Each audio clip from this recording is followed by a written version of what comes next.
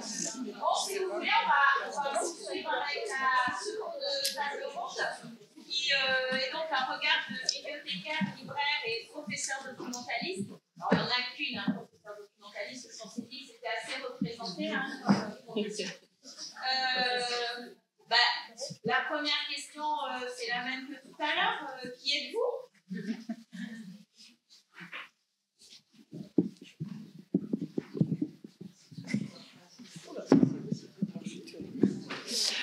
Bonjour, je suis Anita Allard, je suis professeure documentaliste en collège REP à Limoges.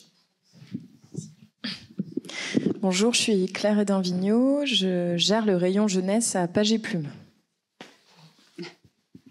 Bonjour, je suis Françoise Villemontaille et je gère le rayon jeunesse à Pages et Plumes. En vérité, je suis en retraite anticipée. Et Claire prend ma suite, voilà. Donc du coup, voilà, c'est pour ça qu'on est deux. Mais moi, je suis une vieille libraire et donc du coup, voilà.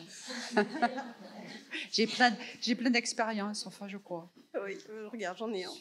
Donc moi, je suis Séverine Pagnoux, je suis bibliothécaire à la BFM depuis longtemps aussi.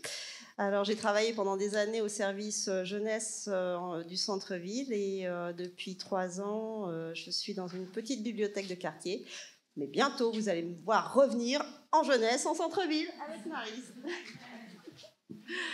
Bonjour, je suis Maryse Cosguimbard, je suis responsable du pôle enfance ici au centre-ville, à la BFM. Et voilà, j'ai eu un parcours un peu atypique de bibliothécaire, à la fois dans des bibliothèques plus modestes sur le territoire, en bibliothèque départementale aussi, donc avec des publics différents. Voilà, et donc la particularité de la BFM, c'est que sur le pôle enfance, nous avons les collections jusqu'à 13 ans et qu'ensuite, c'est le pôle littérature qui s'occupe de la littérature ado. Voilà. Donc, je suis aussi là au nom de quelques bibliothécaires qui sont dans la salle, tout à fait au fond, qui m'ont bien aidée sur ce coup-là. On les remercie. Elles peuvent intervenir quand elles veulent. Alors, la première question, je pense que c'était pour faire le lien avec la table ronde précédente. On a parlé de diversité, on a essayé de un petit peu la définir et notre question c'est est-ce que vous, en tant que libraire, bibliothécaire, documentaliste, vous vous retrouvez dans ces définitions de la diversité en littérature de jeunesse? Je ne sais pas qui commence. Anita. Allez, je peux commencer. Donc c'est vrai que moi je suis dans un collège REP au nord de Limoges où il y a une grande diversité de population. On a plein d'enfants issus de communautés africaines, asiatiques, etc. Donc c'est vrai que le mot diversité, voilà, déjà je le vois par rapport à nos élèves. Du coup, ce que disait tout à l'heure Nathan, je crois, de proposer en fait dans nos fonds des livres avec des représentations les plus diverses possibles en fait. C'est ce que j'essaie de faire de plein de manières différentes, mais voilà, en pensant à nos lecteurs, à nos élèves qui ont un rapport compliqué en fait au livre et à la lecture. Voilà, c'est surtout ça en fait au départ, moi, plutôt que, quand je suis arrivée dans ce collège il y a 11 ans, je crois, je me suis rendu compte qu'effectivement ça allait être compliqué de les faire lire, de leur faire aimer le livre, c'est toujours compliqué. Mais donc du coup, avant de penser peut-être livres qui leur ressemblent, c'est des livres qui leur plairont d'une manière ou d'une autre, et aussi diversité beaucoup des supports en fait. Du roman certes, mais les romans c'est très compliqué pour eux. Si je leur présente effectivement des livres d'une centaine de pages ou plus, bon, ça va être compliqué. Donc, je pense qu'on est beaucoup confrontés à ça, mais peut-être nous encore plus en REP. Donc, diversité aussi des supports, beaucoup.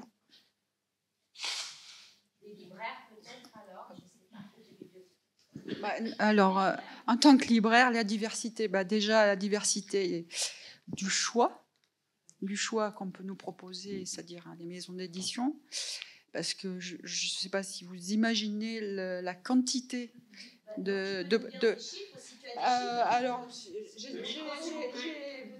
pardon, j'ai un petit peu de mal à le...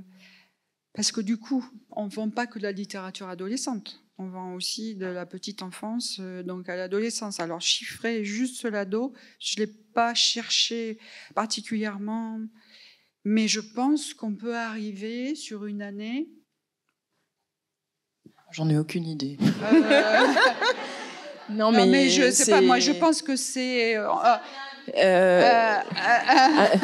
on aurait dû prendre une photo de nos lits, de nos piles de livres, parce que on a ce privilège de recevoir des services de presse. Et souvent, on plaisante entre collègues en se disant, oui. Oh, alors, et toi, ça atteint l'oreiller, ça atteint... Non, oui, c'est vrai que rien qu'en service de presse, on est enseveli, 20 par semaine. Donc, et ce n'est qu'un choix qu'on fait, des demandes qu'on fait à nos représentants. Je ne sais pas, mais moi, je pense qu'en ado, on est au moins à 1000 peut-être par an. Oui, et oui. Alors, parmi ces 1000, vous imaginez bien que déjà, nous, on fait des choix. Parce qu'un libraire, il n'est pas riche. Donc... Et puis, il n'achète pas que de l'ado, donc du coup, il faut voilà, une diversité. Et alors, parmi ce qu'on peut nous proposer, évidemment, moi, les choix que je peux faire, effectivement, déjà en termes de qualité, mais ça, on la connaît pas toujours. Quand on nous présente l'ouvrage qui va sortir 3-4 mois après, alors si c'est un auteur qu'on connaît, bon, on peut parier plus ou moins. Si c'est un auteur qu'on ne connaît pas, c'est plus difficile. Ça dépend du représentant qui nous le propose aussi, hein, parce qu'il y en a qui savent très bien nous en parler et d'autres qui savent à peine de quoi va parler de bouquin. Donc du coup, faire des achats, c'est pas toujours facile. Mais bon, après, c'est vrai qu'avec le temps, on arrive, comme moi, un peu à défricher peut-être plus facilement. Et puis à savoir dire non aussi aux représentants, parce qu'ils savent être assez convaincants, mais parfois sur des choses qui ne sont pas intéressantes.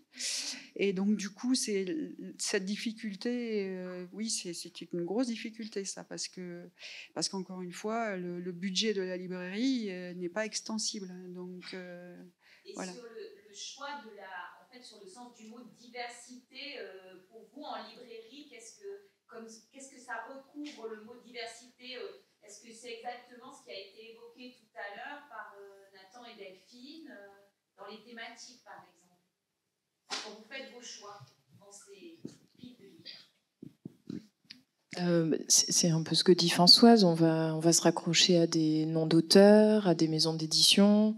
On a bien sûr en tête cette question-là, mais la qualité prime aussi. Et après, quand on a le livre en main, on va pouvoir enclencher quelque chose et avoir un geste militant, c'est-à-dire avoir conscience que ce livre-là va poser telle question, va s'adresser à tel public, mais la qualité doit être au rendez-vous aussi. Oui, la diversité, c'est une chose, c'est sûr, très bien. On est entièrement d'accord sur tout ça, mais il faut qu'il y ait la qualité aussi. Et puis, nous, libraires, on est confrontés aussi à... C'est dur ce que je vais dire, mais c'est qu'on est des commerçants aussi, et que du coup, il faut faire vivre... il faut faire vivre on est 18, 20 personnes à la librairie. Donc, il y a aussi cet aspect.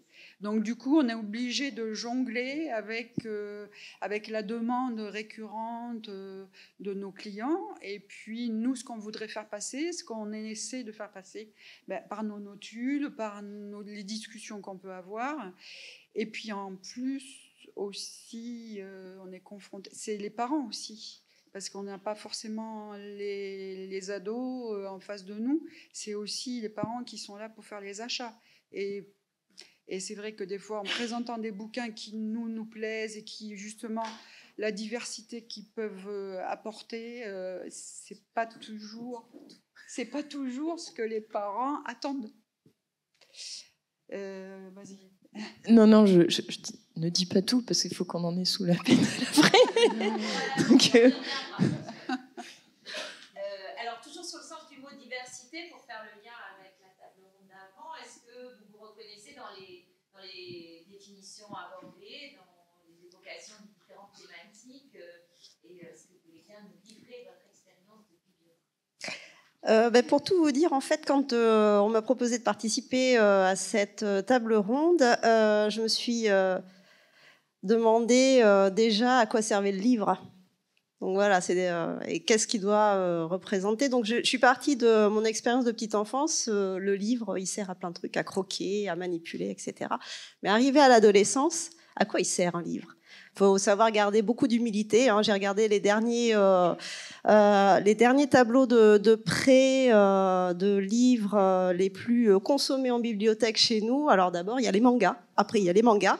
Il y a encore les mangas. Et oh miracle, il y a un green qui se passe en 14e place.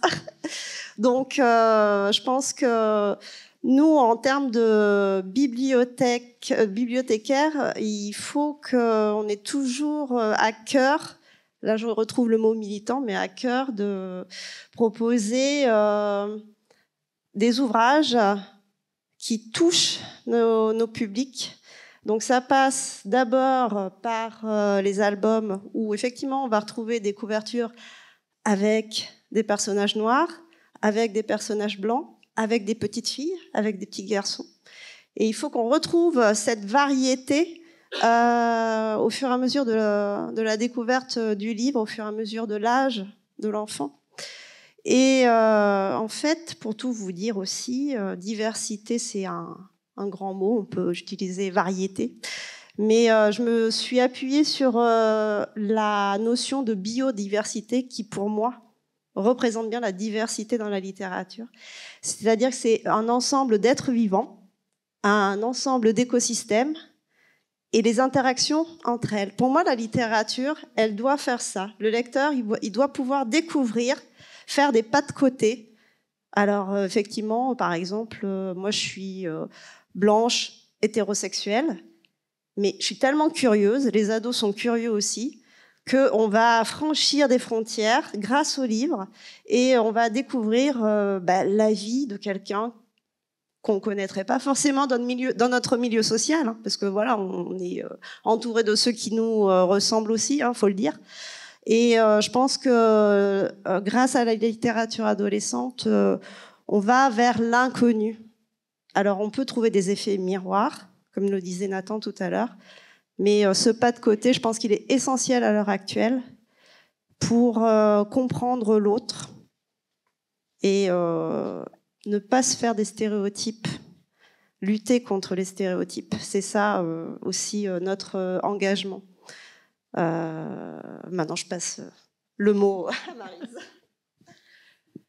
Alors, bien écoutez, moi, diversité, pour moi, quand je me suis posé cette question, je me suis d'abord posé la question du public aujourd'hui. Donc, dans la salle, vous êtes des professeurs documentalistes de collège, lycée de notre région, donc ville de 150 000 habitants, on va dire, banlieue, lycée, collèges ruraux, des petites villes plus modestes, la France périphérique.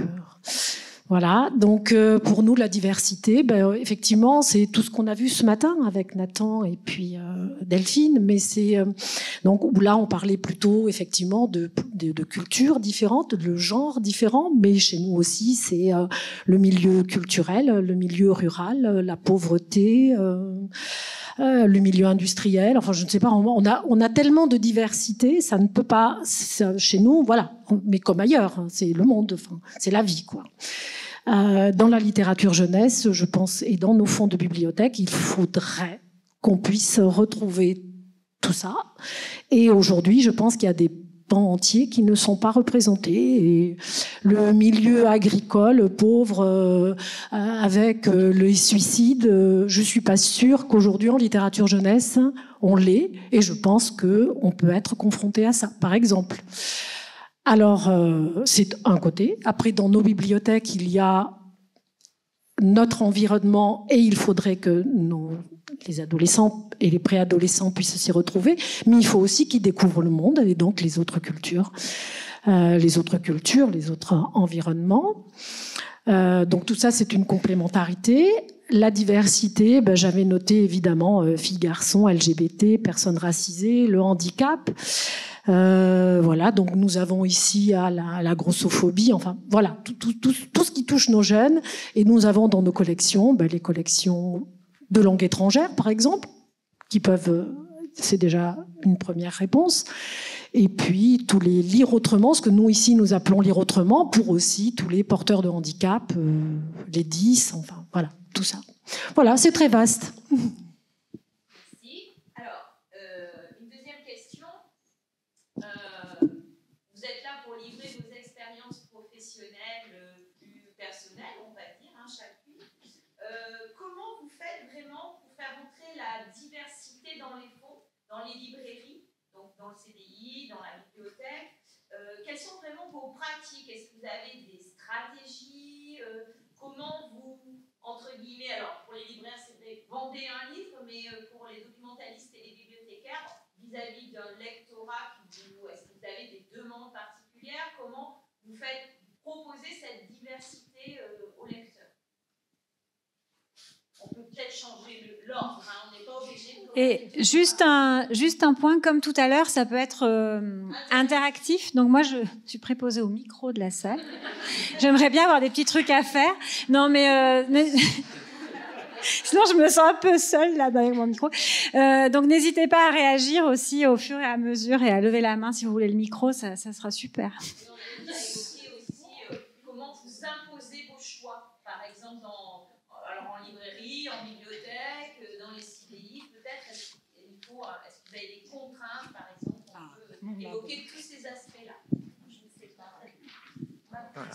Et j'ai peut-être aussi une question, c'est est-ce que vous constatez cette identification au personnage parmi le public? C'est-à-dire, si vous constatez que quand il y a un héros noir, il y a plus de personnes noires qui vont acheter ce livre? Est-ce que quand il y a un héros maghrébin, il y aura plus de maghrébins, etc., etc.? Ou est-ce que c'est neutre? Est-ce que de toute façon, quoi qu'il arrive, tout le monde achètera des mangas? D'ailleurs, je parle d'acheter, mais aussi en bibliothèque, d'emprunter. Enfin, moi, en tant que libraire, non, ça, moi, je n'ai pas remarqué ça, franchement. Alors, moi, quelque chose que j'aurais pu ajouter sur ma définition de la diversité, c'est que on est une librairie indépendante d'hyper centre-ville, et la clientèle de Page et Plume, elle est très uniforme. Et alors, et c'est d'autant plus vrai peut-être en jeunesse où les jeunes, on les voit peu. Ce sont les adultes, beaucoup qui viennent acheter des romans pour les ados à Noël ou pour l'anniversaire. Voilà. Alors, je caricature, mais pas tant que ça. Donc, je voulais faire le lien avec ce que tu avais dit, Mabrouk, mais je n'ai pas voulu. Dans les pratiques, concrètement, quand on a un représentant qui vient nous présenter le catalogue, les nouveautés, il va pointer du doigt. Alors ça c'est écrit par un noir, sur un noir, ça parle de suicide, enfin voilà, il va vraiment le mettre en exergue comme un argument de vente. Comme l'a dit Françoise, on est un commerce. Donc, il y a des sujets en jeunesse qui font peur. Rappelez-vous, ce sont les adultes qui viennent nous acheter des livres. Et donc, ces adultes-là, ils ne veulent pas de ça, surtout pas en ce moment. Enfin, voilà, ils rêvent de choses légères pour les enfants ou les ados. Et c'est à ce moment-là qu'on se dit, mais non, mais ça, il le faut. Parce que dans mon fond, parce qu'on a un fond aussi, on n'a pas que des tables de nouveautés, dans mon fond, il me manque ça. Je ne l'ai pas. C'est comme ça qu'on peut faire entrer la diversité aussi. Après, on peut le mettre en avant. On est en juin, il y a eu le mois des fiertés. Il y a le mois des fiertés. Je sais ça a pris de l'ampleur. Il y a pas mal de librairies qui l'ont porté, cet événement-là. Nous, à Page et Plume, on a fait aussi une petite vitrine. voilà, c'est quelques pistes comme ça. Peut-être tu peux expliquer un petit peu ce que c'est. Je ne sais pas si tout le monde sait ce que c'est. Le mois des fiertés, c'est toutes les communautés, je crois, hein, c'est ça, qui mettent en avant leur existence. Et donc, au mois de juin, c'est le mois des Gay Pride, notamment. Donc, voilà, on va mettre en avant tout ça en dessinant des arcs-en-ciel sur les vitrines. Non, mais ça ne se limite pas à ça. C'est ça qu'on aimerait faire aussi. Ce n'est pas juste une jolie vitrine. Et j'en discutais de ce mois des fiertés avec un représentant, le représentant de l'école des loisirs, et qui me disait, mais c'est pas ça qui fait vendre. Voilà, c'est vous, ce que vous êtes au quotidien en tant que libraire, les choix que vous faites, qui touchent un client ou pas. Et voilà, comment on impose ces choix, justement, quand on est dans une librairie indépendante, comme ce que tu évoques, et qu'on ne peut pas acheter forcément toutes les publications qui se vendent super bien auprès du propriétaire de la librairie. En fait, on lit beaucoup. On lit beaucoup parce que ça fait la différence entre un livre qu'on aura lu et un qu'on n'aura pas lu, déjà. Ça, c'est flagrant, hein. Ça, c'est clair. Et puis, bon, après, on fait des notules aussi, donc du coup, qui interpellent et qui ensuite font qu'il y a une interaction avec le public, que ce soit le parent, l'ado, parce qu'on a quand même quelques ados fidèles qui viennent et qui ont été convaincus par un discours qu'on a pu leur tenir et le livre qu'ils ont lu et qui leur a plu. Il s'instaure une confiance, une relation, et donc du coup ils reviennent et ils nous font confiance après, justement par rapport au précédent choix en fait. Mais oui, ce qui fait la différence effectivement, c'est si on a lu ou si on n'a pas lu. Et donc du coup sur les tables, on essaie d'alterner justement des choses auxquelles on tient, des choses militantes, parce qu'on est là aussi pour être... c'est vrai qu'on est des militants, hein, c'est sûr. Et donc faire les choix militants, personnels, et aussi mettre sur table des choses dont on va parler dans la presse, ou qui ne sont pas forcément des choix personnels, mais qui sont tendances, on va dire. Je ne sais pas si on peut dire ça comme ça. Qu'est-ce que c'est être un libraire militant, Françoise ? Qu'est-ce que c'est être un libraire militant ? Je ne sais pas s'il y a pas mal de gens ici qui me connaissent. C'est pas proposé du Martine.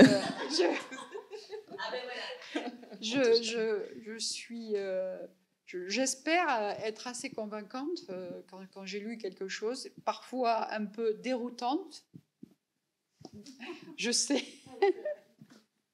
Mais oui, être militant, justement, c'est donc faire des choix parmi tout ce qu'on nous propose, et donc savoir dire non parfois à des propositions d'éditeurs et de représentants plus particulièrement, malgré la pression. Voilà. Et je suis cliente, je veux Martine à la plage. Qu'est-ce que tu me vends ? Je vais pas Martine à la plage. J'ai pas de Martine. Mais bon, pour autant, pour autant, je vais dire, je vais pas Martine, mais je vous commande Martine si vous voulez, il n'y a aucun souci. Je veux dire, je ne porte pas de jugement, je ne l'ai pas en magasin, mais je vais essayer de dire, aujourd'hui, les choses ont changé, voilà, je peux vous proposer ça, ça et ça. Bon, parfois, ça ne marche pas, hein. Parfois, ça ne marche pas, et ça, j'ai le souvenir d'une conversation assez houleuse avec un monsieur qui comprenait pas que Martine il y avait des stéréotypes dans Martine en fait, et c'est vrai que ça a été une discussion assez houleuse, j'avoue. Voilà, mais non, Martine, voilà. Non, je crois que c'est pas la peine. Mais bon, après, Alors, c'est de la petite enfance là, dont on va parler, mais après, on est Choupi, Petit ours brun. Alors, c'est peut-être pas tout à fait la même chose, mais bon, on se retrouve un petit peu Donc, là. en fait, vous aiguillez le lecteur vers des choses différentes, plus récentes. Voilà, et puis des choses... Alors, après, moi, je pars du fait que, en fait, il faut lire aussi des choses peut-être nulles pour arriver à des choses intéressantes. C'est-à-dire qu'à un moment, les enfants, les parents, en lisant des choses qui n'ont aucun intérêt, et après, ils vont faire un chemin, en fait, et arriver à des choses intéressantes. Et c'est ce qui fait la diversité, justement. C'est ça qui fait la diversité. Et petit à petit, ils vont avancer, et c'est ce qui est intéressant, justement, dans la lecture. Mais ça, c'est aussi une éducation. Et ça, c'est le rôle des parents, après.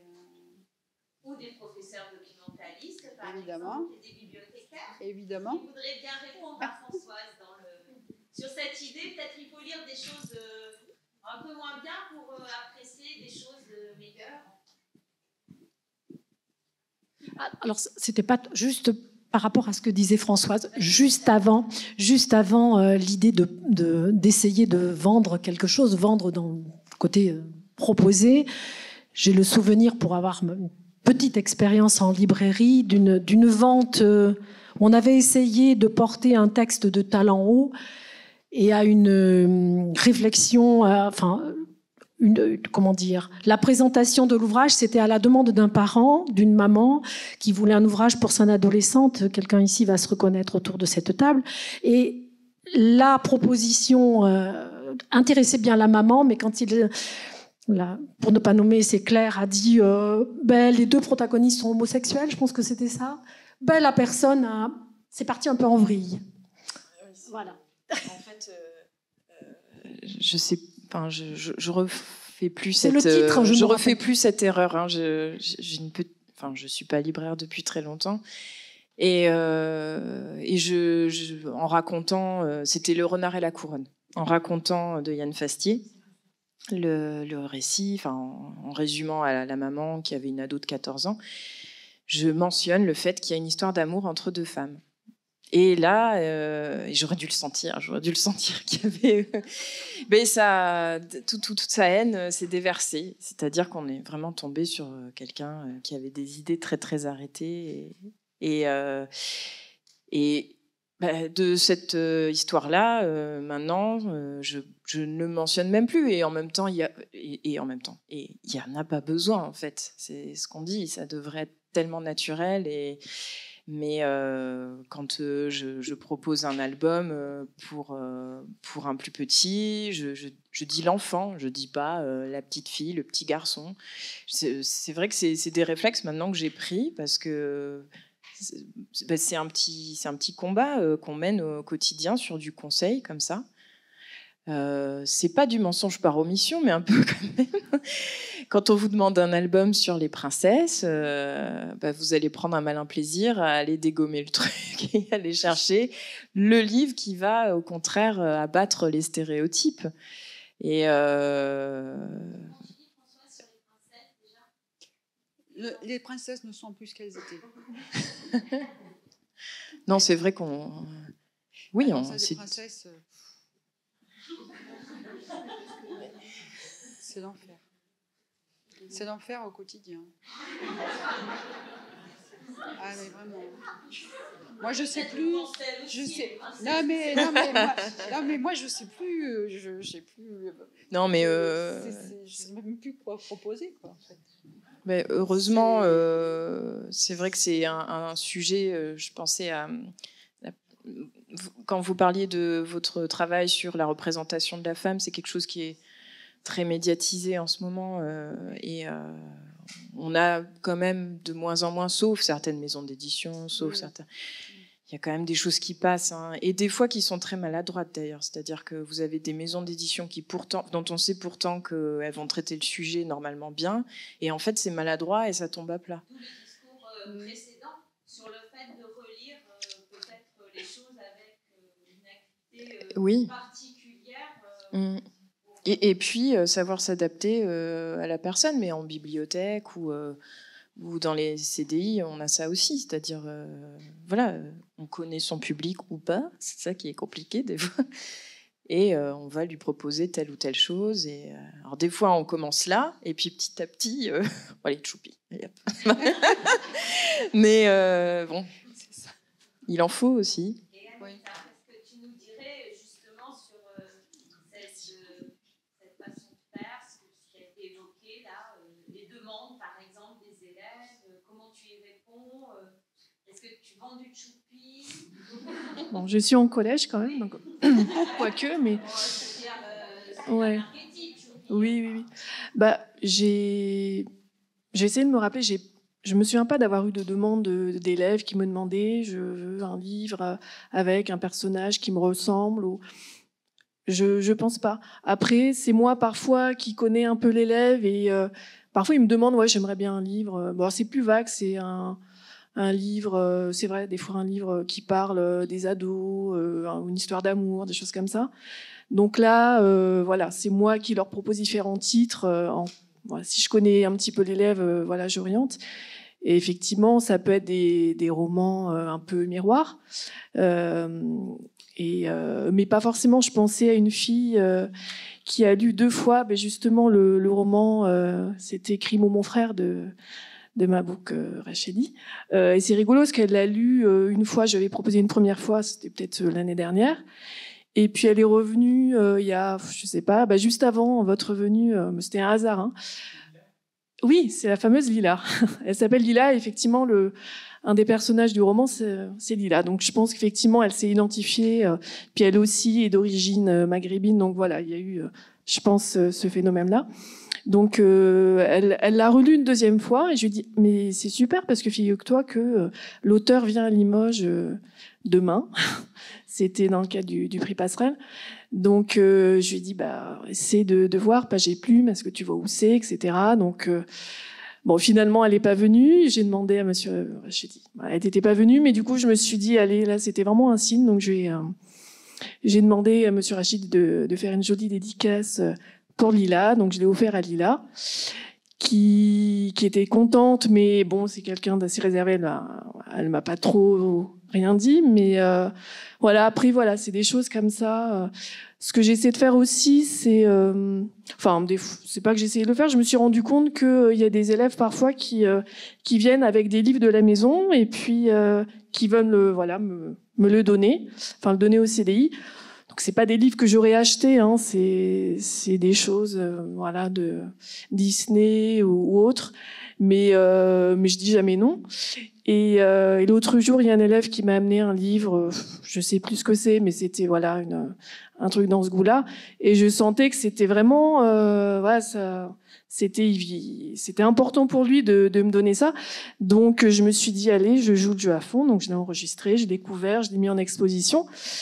Et donc il était tout content, et j'imagine qu'en fait qu'il y a d'autres élèves qui vont le lire. Je me dis voilà, c'est pas des livres que j'aurais achetés, mais du coup c'est peut-être un premier pas vers on commence par ça. Et puis moi mon idée, c'est comme j'ai des élèves qui sont vraiment très éloignés, comme je disais, du livre, de la lecture, il y en a pas beaucoup chez eux, j'essaie de faire que le CDI soit un endroit où il y a des livres, mais si on n'aime pas lire, on peut venir quand même.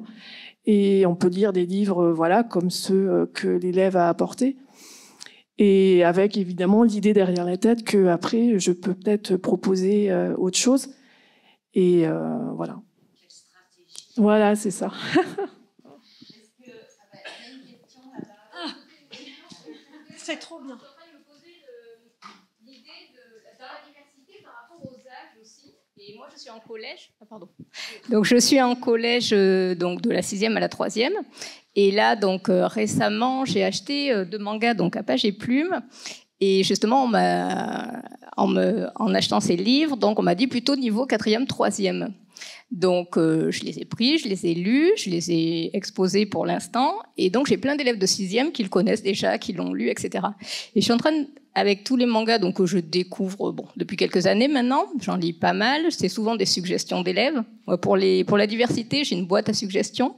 Je prends beaucoup en compte ce que me demandent les élèves. Je les lis et après, je me pose des fois cette question par rapport à l'âge. Et là, je me dis cela 4e, 3e, de la part en recommandation de libraire, moi, ma propre opinion, et ces élèves-là qui en 6e connaissent déjà ça, même des fois primaire. Et je me dis comment je vais faire, en fait. J'autorise pas. Est-ce que je suis en collège privé. Je me dis, est-ce qu'après, je vais avoir un souci avec les parents? Est-ce qu'il y a des solutions? Est-ce que d'autres pratiques? Là, je serais curieuse de savoir un peu comment faire par rapport à cet âge. Par rapport à l'âge. C'est intéressant cette question des parents, mais ça peut être aussi le poids de l'institution. Est-ce qu'on est dans l'éducation nationale ou bien dans la collectivité territoriale, par exemple, de tutelle? Est-ce qu'il y a un poids, alors pas trop pour les libraires, mais plutôt pour les bibliothécaires et documentalistes, et effectivement, c'est une question peut-être qu'on se pose. Oui, donc effectivement, on a un peu triché. Donc c'est pareil, ça reste entre nous. Mais l'Attaque des Titans, par exemple, qui est quand même un manga assez violent, mais qui nous était beaucoup réclamé par les élèves. Et effectivement, il y a beaucoup, même chez les 6e, qui ont ne serait-ce que déjà vu l'animé, qui est encore pire. Donc en fait, ce qu'on a fait, c'est qu'on l'a étiqueté 3e. Et donc en fait, on ne le prête que aux élèves de 3e, mais ceux qui veulent venir le lire au CDI le lisent. Voilà.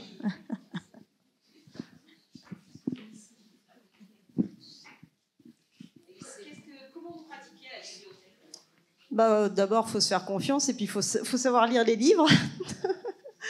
Donc, alors à l'Andouge, pour la littérature ado, c'était entre moi et moi-même. J'ai mis sur le dos du livre un petit plus 15 quand il y avait certaines scènes, et c'est là où c'est important de lire, parce que là, en l'occurrence, c'était pour Jane de Claudie Desmarteau. Effectivement, il y a de temps en temps quelques scènes qui auraient pu choquer ou interpeller. La lecture n'est pas la même, le ressenti n'est pas le même entre un enfant de 13 ans et un enfant de 17, 18 ans. Enfin, je dis enfant, hein, vous me comprenez. Mais du coup, d'abord, il y a le conseil. Voilà, il y a des fois des parents qui viennent avec leur ado qui me demandent est-ce que c'est pour lui, est-ce qu'il va tout comprendre, etc. Donc, effectivement, je vais leur dire attendez, là, il y a certaines scènes. Je leur propose même aux parents de lire le livre si vraiment ils sont inquiets. Comme ça peut aussi, intrafamilial, faire un échange entre parents et enfants. Ça peut être aussi intéressant.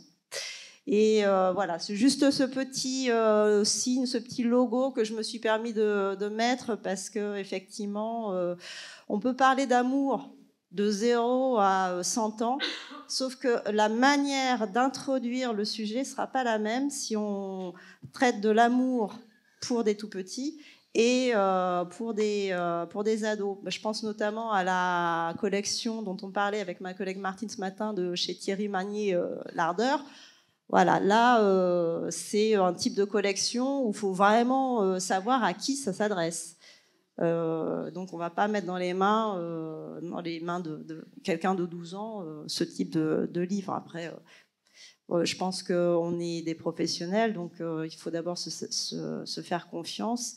Connaître nos lecteurs aussi, ça c'est important, parce qu'il faut avoir une forme d'empathie, connaître leur goût et connaître aussi leur niveau de lecture. Moi, ça m'arrive des fois d'avoir des enfants où les parents poussent l'enfant à lire des gros pavés, mais je vois bien déjà que l'échange entre lui et moi, ça va être compliqué parce que lui, il n'aime pas lire. Donc, je lui sors plusieurs livres sur le sujet qui l'intéresse. Je lui fais un peu le résumé. Et je lui montre aussi l'intérieur parce que entre un pavé, un petit livre avec des illustrations, des formes d'écriture différentes. Enfin, je pense à Violette Hurlevent, par exemple, qui est un énorme livre, qui peut être impressionnant pour quelqu'un qui n'aime pas trop lire, mais à l'intérieur, c'est une constellation de belles illustrations et qui permettent de faire le voyage avec Violette Hurlevent. Et donc, en fait, voilà, c'est surtout l'échange avec l'enfant qui va me permettre de lui proposer un choix le plus pertinent possible. Ils vont pas dans le détail. En fait, au départ, c'est je veux une histoire d'amour. Finalement, la plupart des lecteurs ados, le fait que ça soit une histoire homosexuelle, lesbienne, enfin, finalement, peu leur importe. Je pense que c'est surtout les grands thèmes qui les portent. Et puis juste, je voulais terminer aussi sur une petite histoire personnelle, parce que moi je fais partie de cette catégorie sociale qui a vécu en cité et pas du tout familiarisée avec le livre. Et c'est grâce aux bibliothèques municipales, pour ne pas la nommer salle d'Orance, que j'ai commencé à découvrir l'univers des livres à partir dans des histoires imaginaires, etc., qui peuvent nous sortir du quotidien. Ça fait du bien aussi, hein. Des fois, je vous assure de ne pas lire des choses sur le viol, sur le harcèlement, et puis de partir ailleurs. Donc c'est grâce aux bibliothèques municipales, et puis c'est surtout aussi, donc je tiens à vous le dire, comme j'étais au collège Calmette, c'est grâce au CDI que j'ai pu aussi découvrir l'univers des livres. Donc, je tiens à vous remercier 30 ans plus tard.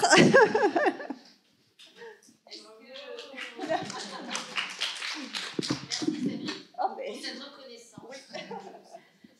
Est-ce que dans la salle, on a qui veulent intervenir sur des expériences personnelles? Est-ce que moi la question que je me pose, parce que ça me fait question, ça, c'est est-ce que vraiment cette demande, elle existe dans ce lectorat adolescent, cette demande de diversité? Est-ce que vous, dans les CDI par exemple, vous l'avez rencontré? Est-ce qu'on vous a demandé des choses vraiment ou pas? Parce que là, j'ai l'impression pas trop. Non. Donc, Alors, moi non plus, d'ailleurs, sur toute mon expérience, pas vraiment, mais tout simplement parce que les ados, on les a pas vraiment non plus en bibliothèque, donc ça vient aussi de là, hein, c'est vraiment... Mais en revanche, je voulais juste quand même, Martine, qui est au fond de la salle, me relater une expérience qu'elle a eue il n'y a pas si longtemps, d'une adolescente qui lui a demandé un roman avec de la psychologie, et on se disait qu'il y avait beaucoup de demandes d'histoires vécues, par exemple. Ça, c'était quelque chose qui revenait souvent de la part notamment d'adolescentes. Elle me disait aussi que les garçons savaient beaucoup plus ce qu'ils voulaient. C'est-à-dire, ils venaient en bibliothèque et ils allaient chercher beaucoup plus... Enfin, ils étaient moins dans la demande. Et donc, pour revenir à cette adolescente qui voulait de la psychologie, Martine lui avait conseillé, donc, et elle voulait aussi des coups de cœur de la bibliothécaire, plus dans le partage. Et Martine lui avait conseillé Dysfonctionnel. Et voilà, donc c'était une façon de conseiller tout simplement les adolescents. Et hier soir, en regardant Dysfonctionnel,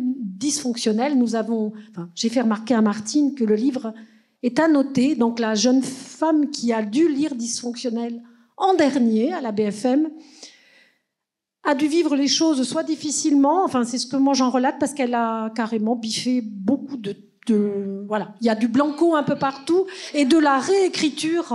C'est très intéressant. Je ne sais pas si ça peut intéresser quelqu'un de voir le livre, comment il a été rendu. Voilà, je pense qu'il y a du vécu. Voilà, oui. Voilà, et même des coups de feutre et des mots à la place les uns des autres, avec, j'ai l'impression, mais ça mériterait une étude de relater son propre ressenti à la lecture de ce livre. Voilà, là c'est vraiment du vécu pour le coup. Alors, moi je voulais juste ajouter quelque chose. Quand on a préparé la table ronde la semaine dernière, on a parlé de cette histoire de demande de lecteurs. Et finalement, on était assez d'accord pour dire qu'on n'en avait pas tant que ça. Enfin, le lendemain... Je vous assure que c'est vrai. Le lendemain, il y a une jeune fille, je suis en collège, il y a une élève qui est venue au CDI et qui m'a demandé si j'avais un roman qui raconterait une histoire d'amour entre filles. Je me suis dit, elle était à la table, elle était là hier soir avec nous, c'est pas possible. Eh ben, je me suis retrouvée... non, mais en fait, sur le sujet, je me suis rendu compte qu'une histoire d'amour entre filles, dans mon fond de collège, finalement, j'avais pas grand-chose à lui proposer. Donc c'était intéressant parce que ça faisait écho ça me forcera à chercher et je me suis retrouvée, je sais pas là, vous, comme ça tout de suite, collège, histoire d'amour entre filles, vous pensez à quoi? Voilà, Claire Mazard, moi j'ai en apnée, du coup. Je crois qu'il y a un manga qui s'appelle Alter Ego, je crois, un mais elle voulait un roman. Je l'ai pas. Mais enfin, c'était intéressant parce que finalement, le jour où ça se produit, j'étais hyper flottante et du coup, j'ai envoyé un SOS à Séverine. Je dis mince, voilà ce qui m'arrive. Et on a échangé sur la question et c'était intéressant parce que la demande, qui est rare, pour l'instant qui était rare, m'a forcé à avoir un regard un peu critique sur mon fond et me forcer à le faire évoluer en fait. Non, c'était pas une question, c'est pour dire qu'il y a plus, j'ai eu la même question, mais il y a plus d'histoires d'amour entre garçons. Oui, tout à fait. Oui.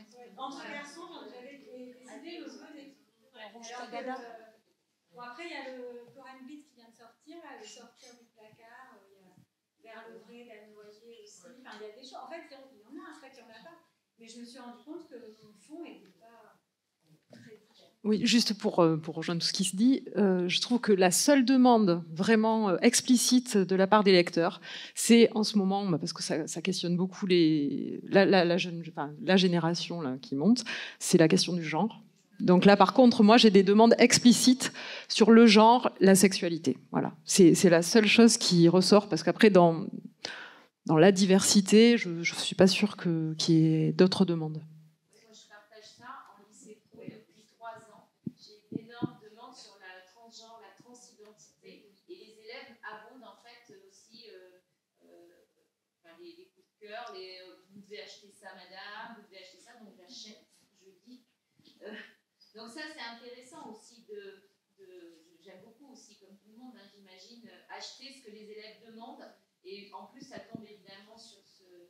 Mais dans le reste, pourtant, dans ce qu'on pourrait dire d'autre sur la diversité, c'est assez rare. Alors, peut-être que par le biais de ce qui se passe dans chaque établissement, on arrive à enrichir les fonds de façon diverse. Moi, je sais que j'ai une grosse bibliothèque sur le handicap et la fiction parce qu'on a des élèves d'Ulysse et que ce sont les enseignants d'Ulysse qui ont été chercher ça et qui ont ramené toute cette littérature jeunesse où on met et pas seulement des romans de témoignages, des romans où le héros est handicapé, etc., quel que soit son handicap. Et donc, du coup, quand on a réfléchi à ça, ça m'a mis en fait en perspective tout ça. Et je trouve que c'est quand même assez intéressant et je serais un peu moins pessimiste que la table ronde précédente. Parce qu'ici, on est quand même tous assez convaincus du bien fondé de cette recherche de diversité. Et je trouve que les personnes ici le sont en tout cas, et donc je les en remercie. Est-ce que vous avez d'autres questions? Non, moi, juste pour dire, on a des demandes, Elisabeth est là, voilà, pour les élèves allophones, de la part d'élèves allophones, d'ouvrages documentaires notamment, mais aussi identification par la fiction. Et des ouvrages qui sont d'un niveau qui n'est pas forcément... Alors, pour avoir travaillé dans le même établissement, je connais un peu le problème, mais chez nous aussi, on a des élèves allophones qui arrivent, qui découvrent la langue depuis peu, et ce sont des élèves qui ont 16, 17, etc. Ils n'ont pas du tout envie de lire Choupi. Voilà. Et donc, qui s'adresse à eux, exactement, adolescents et grands ados. C'est vrai que ça, malheureusement. Donc, même toujours pas. Chez les libraires, pas de nouveauté. Non, c'est vrai c'est vrai il n'y a pas. Il n'y a pas. Mais je pense que c'est difficile pour un auteur aussi d'écrire quelque chose. Oui. C'est difficile pour un auteur parce qu'il faudrait qu'il écrive le livre en pensant à... Voilà, c'est ça. C'est ça. Et en plus que ce soit concis, je pense que c'est difficile, oui.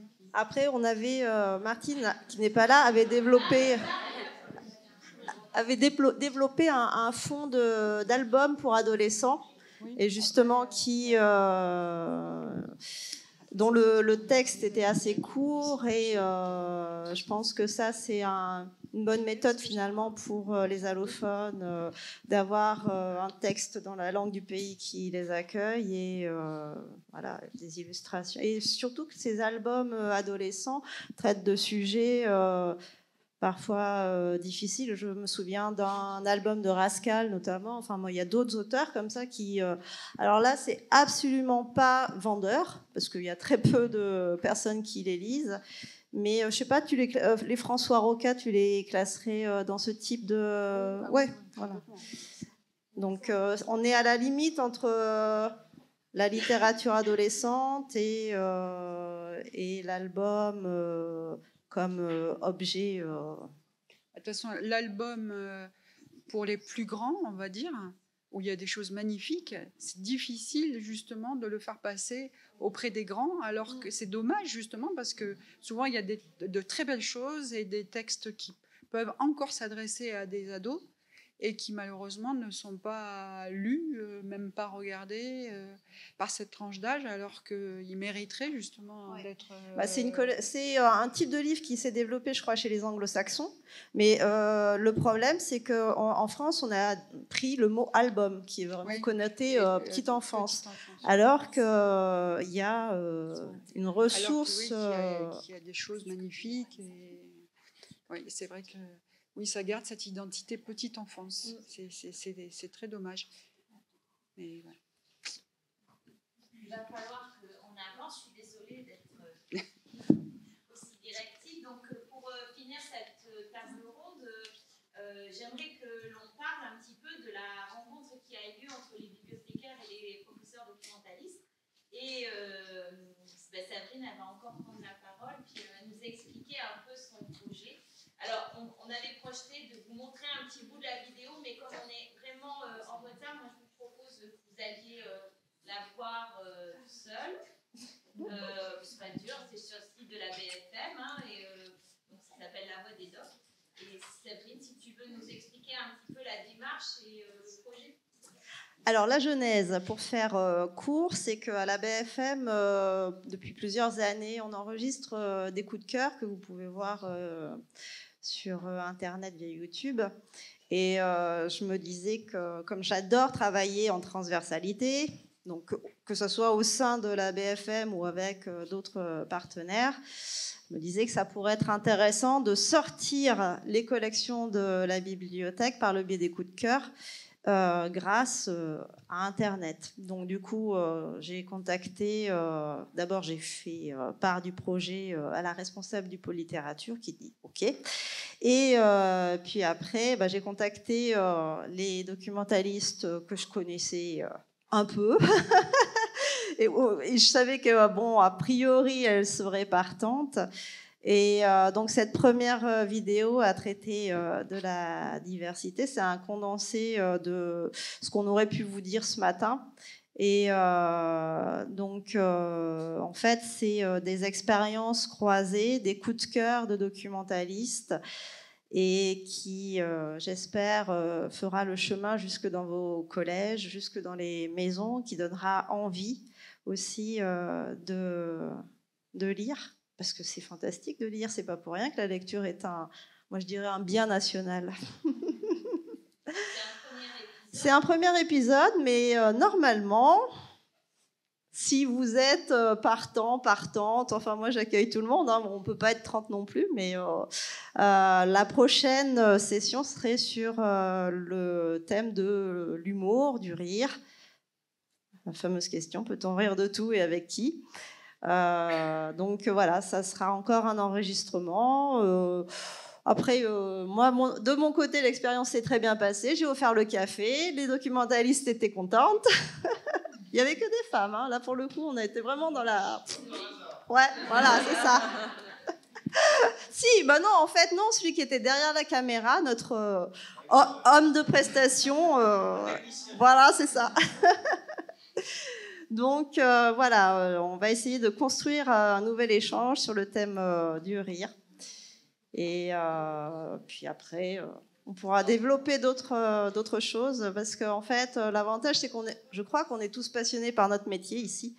Et donc, on est portés par ce lien, tous, qui est la lecture, le livre et le passage de relais. Donc, si vous voulez visionner cette vidéo qui est assez longue, mais vous pouvez couper, avancer, zapper certaines. Serait-elle trop longue? Non. Non, c'est sur le site de la BFM, c'est la chaîne YouTube et ça s'appelle La Voix des Docs, épisode 1. Donc, alors, qui participe? Séverine, bien sûr, Claire, Aurélie et moi-même. Voilà, on avait présenté chacune 2 coups de cœur et on espère que la fois prochaine, ça sera peut-être d'autres personnes. Et ce partenariat nous tient bien à cœur et c'est aussi grâce à ça qu'on est tous là. Donc moi, je trouve que c'est très enrichissant et j'aimerais que ça continue longtemps. Oui, et puis juste une dernière chose, en fait, pour reparler de la diversité, etc., en bibliothèque, ceux qui viennent, on les a déjà convaincus. Et c'est par le biais des classes qu'on reçoit qu'on arrive à tendre la canne à pêche, à tirer les futurs lecteurs. Et c'est pour ça que c'est aussi important, là c'est très sérieux ce que je dis, des fois je dis beaucoup de bêtises, mais là c'est très sérieux, c'est pour ça que c'est important qu'on continue nos partenariats avec les collèges, avec les lycées, avec les écoles, parce que c'est par ce biais-là qu'on peut toucher des futurs lecteurs, des sensibilités, des enfants qui ne sont pas familiarisés avec le livre, qui peuvent se faire aussi de l'autocensure, il n'y a rien de pire que l'autocensure. Et en fait, c'est pour ça que je tiens à vous remercier aussi parce que je sais que c'est pas facile dans un emploi du temps, une construction d'emploi du temps dans un collège de faire ce genre de pas de côté, encore une fois, mais je crois que c'est important pour tous les enfants. Merci. Dernière question. La dernière. Par rapport, c'est par curiosité, il y a le pass culture là qui est il y a le pass culture là qui est assez récent, donc pour les moins de 18.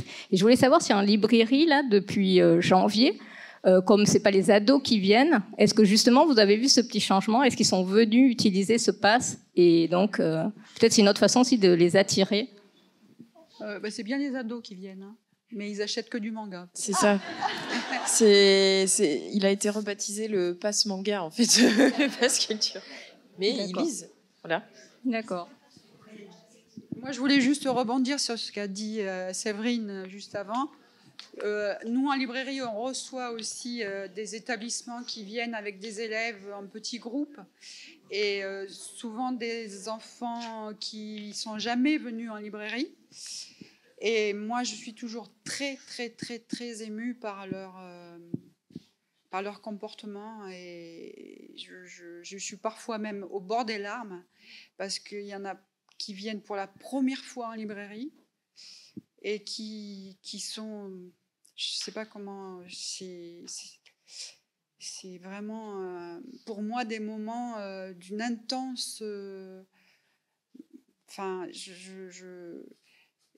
on sent qu'ils auraient tellement envie de venir et qui se le permettent pas, qui n'ont pas les moyens. Il y en a certains, ils viennent en ville, jamais en ville déjà.